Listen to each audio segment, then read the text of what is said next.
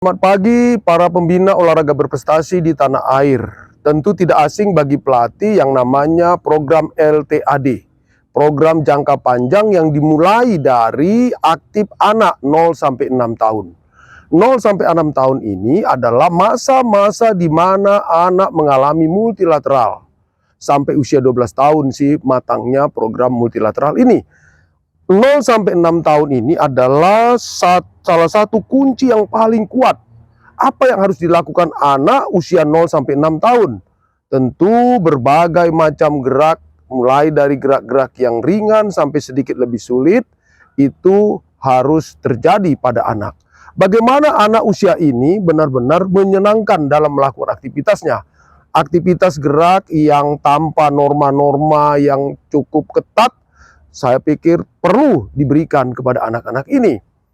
Ciptakanlah bentuk gerakan yang memotivasi dia untuk selalu bergerak, untuk senang melakukan gerak. Kemudian dari seluruh aktivitas gerak itu dilihat mana yang perlu diperbaiki geraknya, mana yang dibiarkan dan biarkan berkembang.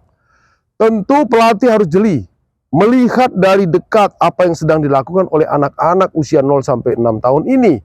Jangan sampai kita menjadikan anak usia 0 sampai 6 tahun ini dia mininya orang dewasa atau mininya orang remaja di dalam melakukan aktivitas gerak.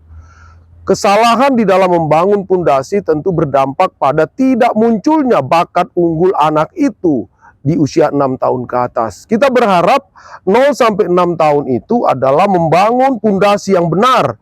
Misalnya berjalan yang baik, berlari yang baik, menangkap, melempar, koordinasi gerak yang baik, semuanya terbangun di sana. Artinya ini menjadi pondasi yang kuat nantinya ke depan. Kira-kira ke cabang mana ini anak yang bersangkutan ini?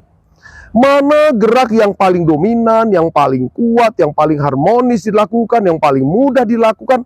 Ini dijadikan sebagai tanda-tanda munculnya bakat unggul yang dimiliki oleh seorang anak. Tentu kita berharap sekaligus kita bermimpi ke depannya bahwa dengan membangun pondasi gerak yang baik sejak awal, dia berpotensi menjadi atlet olimpian di kemudian hari.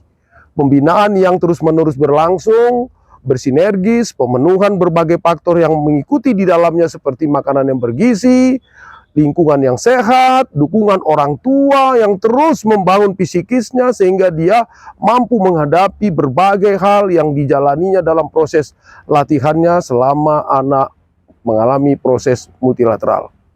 Berapa para pembina yang terus belajar, memahami anak dan sesuaikan bentuk latihan, bentuk gerak dengan usia anak. Sekian.